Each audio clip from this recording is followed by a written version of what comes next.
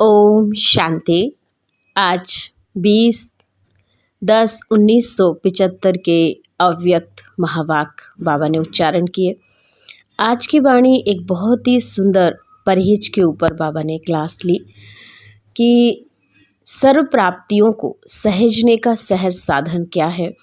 तो बाबा ने बड़ी अच्छी बात कही कि बच्चों को अगर सर्व प्राप्तियाँ चाहिए हैं तो सबसे पहले बार बच्चों को 3 परहेज करने पड़ेंगे, तभी उन्हें सर्व प्राप्तियों हो सकती हैं। तो कई बच्चों की बाबा ने कहा शिकायतें हैं कि कुछ जानते मानते और सोचते हुए भी कर क्यों नहीं पा रहे हैं, क्योंकि ज्ञान तो समझ आ गया है, सर्व प्राप्तियों को अपने जीवन में अनुभव क्यों नहीं कर पा रहे हैं। इसका कारण क्या है? बाबा ने कहा ज्ञान औषधि का सेवन करने के बजाय साथ साथ धारणाओं रूपी परहेज नहीं रख रहे हो। ईश्वरीय मर्यादाओं में बच्चे नहीं रहते हैं और इसी कारण से कहीं ना कहीं जो प्राप्तियां होनी चाहिए वो नहीं हो पा रही हैं। तो वो 3 परहेज कौन से हैं? तो बाबा ने कहा पहला परहेज है एक बाबा दूसरा ना कोई, ये भूल जाते हो। और दूसरा या कोई व्यक्ति या वैभव या संबंध या संपर्क साधन अपना लेते हो। और दूसरी परहेज क्या करनी है? स्वयं को रचेता अर्थात आत्मा समझने के बजाय रचना अर्थात देह समझते हो। और तीसरी परहेज है बाबा ने कहा ट्रस्टी के बजाय गृहस्थी समझ लेते हो। तो अब अगर ये परहेज अपनाओगे तो शिकायतें रूहानियत में बदली होकर संगम युग के सुखों का अनुभव कराएंगी। और ये तभी हो सकता है जब बाबा ने कहा आपको हमेशा 3 परहेज याद रखने हैं। पहला एक बाबा दूसरा ना कोई, दूसरा अपने आप को ट्रस्टी समझना है, गृहस्थी नहीं समझना है। और तीसरा बाबा ने कहा कि रचेता की जगह अपने आप को कि हम रचेता अर्थात आत्मा समझने की बजाय देह समझते हो, जिस कारण से भी परहेज पूरे नहीं हो पाते हैं और उससे हमें जो फ़ायदा मिलना चाहिए बीमारी ख़त्म करने में वो नहीं मिल पा रहा है। तो सुनते हैं विस्तार से बाबा के महावाक्य। बाबा ने कहा अपने को मास्टर ऑलमाइटी समझते हो। बाप द्वारा जो भी सर्व प्राप्तियों की सर्व नॉलेज की 100 पर राज करने की और विश्व पर राज करने की अथॉरिटी मिली है, उस अथॉरिटी को कहाँ तक स्वरूप में लाया है। ये रूहानी नशा निरंतर बुद्धि में रहता है। सारे दिन में अंदर 100 पर राज करने की अथॉरिटी कहाँ तक प्रैक्टिकल में रहती है, वह चेकिंग करते हो। नॉलेज की अथॉरिटी से पावरफुल स्वरूप कहाँ तक रहता है। सर्व प्राप्ति हुई शक्तियों की अथॉरिटी माया जीत व प्रकृति जीत बनने में कहाँ तक बाबा ने का प्रैक्टिकल अनुभव होता है। जब जिस शक्ति द्वारा जो भी कार्य करना चाहो वही कार्य सफलता रूप में दिखाई दे और ऐसी अथॉरिटी अनुभव करते हो। बेहद का बाबा सभी बच्चों को आप समान ऑलमाइटी अथॉरिटी बनाते तो बाप समान बने हो, कहाँ तक बने हो, एक चेकिंग करनी होगी बच्चों को। कई बच्चे बाप दादा से रूरेहान करते हुए ये एक बात बार बार कहते हैं कि हम चेक तो करते हैं लेकिन अपने में चेंज नहीं कर पा रहे हैं। जानते भी हैं, मानते भी हैं, सोचते भी हैं लेकिन कर नहीं पाते। युक्ति चलाते हैं लेकिन मुक्ति नहीं पा पाते हैं। इसके लिए क्या करें? इसका कारण एक छोटी सी गलती है। वो जो भूल है ना, क्या है? इस भूल भुलैया के चक्कर में लाती है वह क्या है? जैसे दवाई चाहे कितनी भी बढ़िया हो, अपना डोज में ले भी रहे हो लेकिन एक बार भी परहेज में से कोई भी एक वस्तु स्वीकार कर ली, वह जो स्वीकार करनी थी वह नहीं की, तो दवाई द्वारा व्याधि से मुक्ति नहीं पा सकते। इसी प्रकार यहाँ भी नॉलेज रूपी दवाई लेते हैं अर्थात नॉलेज को बुद्धि में दौड़ाते हैं। ये यथार्थ है या ये अयथार्थ है, ये करना चाहिए या नहीं करना चाहिए, ये रॉन्ग है या राइट है, और यह हार है या जीत है, ये समझ बुद्धि में तो आ गई है। अर्थात समय प्रमाण दवाई का डोज ले रहे हो, रूरिहान कर रहे हो, क्लास कर रहे हो, सेवा कर रहे हो और ये सब डोज बाबा ने का ले भी रहे हो। लेकिन जो पहली परहेज व मर्यादा है, तो पहली परहेज है एक बाबा दूसरा ना कोई। इसी स्मृति और समर्थी में अगर रहें तो ये भूल जो बाबा ने का मूल परहेज है निरंतर बना रहे। और कहीं ना कहीं अपने को वह कह कर धोखे में रखते हो कि मैं तो हूँ ही शिव बाबा का और मेरा है ही कौन। लेकिन प्रैक्टिकल में ऐसा स्मृति स्वरूप हो जो संकल्प में भी एक बाबा के सिवाय दूसरा कोई व्यक्ति, वैभव, संबंध, संपर्क व कोई साधन स्मृति में ना आए।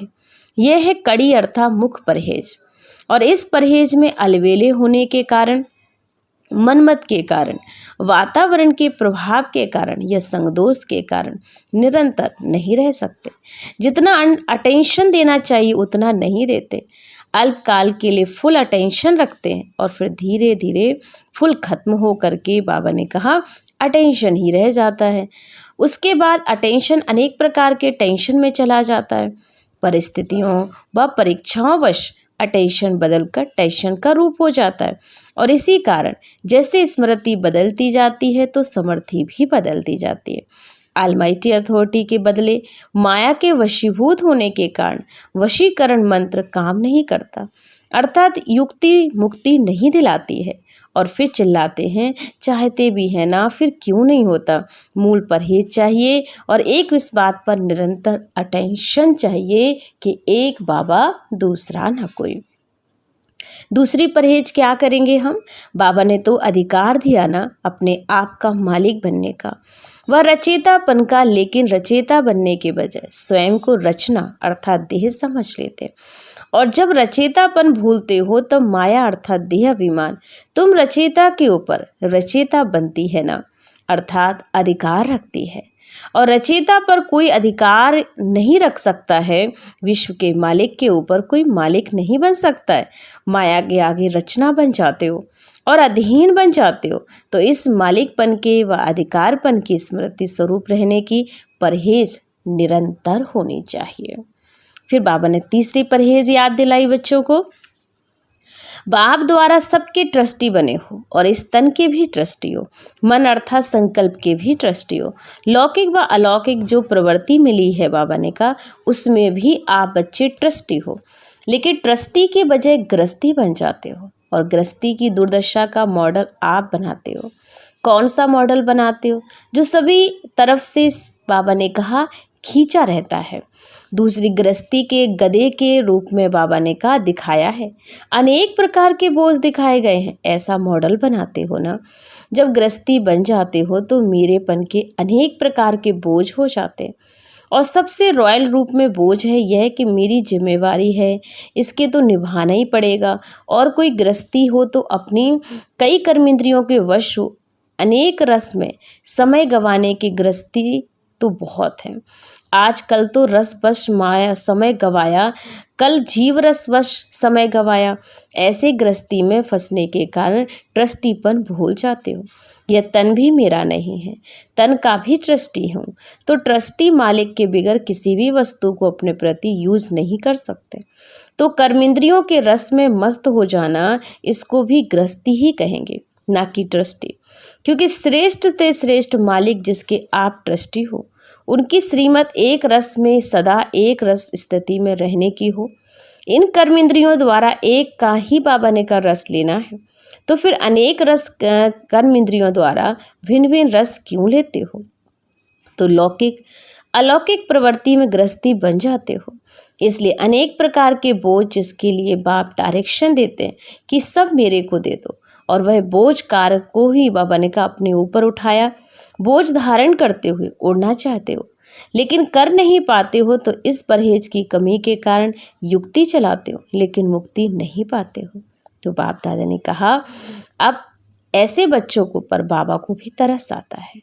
लेकिन मास्टर सागर और एक बाबा ने कहा अंजलि के प्यासे बच्चे अर्थात योग और ज्ञान द्वारा जो अनुभव की प्राप्ति होती है उस अनुभव की अंजलि के प्यासे हैं। इसलिए अब परहेज को अपनाओ तो सर्व प्राप्तियां सदा अनुभव हो। और सर्व प्राप्तों की प्रॉपर्टी के मालिक ऐसे हैं बालक सो मालिक। प्राप्तियों से वंचित हो यह तो बाबा से भी नहीं देखा जाता। तो अब 63 जन्मों के गृहस्थी बन के संस्कार छोड़ो, तन के और मन के चष्टी बनो। सब बाबा की जिम्मेवारी है, मेरी जिम्मेवारी नहीं है। इस स्मृति से हल्के बन जाओ तो फिर सोचेंगे वही होगा, अर्थात हाई जंप लगाएंगे। तो यह रोना चिल्लाना रूहान में परिवर्तन हो जाएगा और ये रूहान द्वारा रूहों में राहत भर सकोगे ना।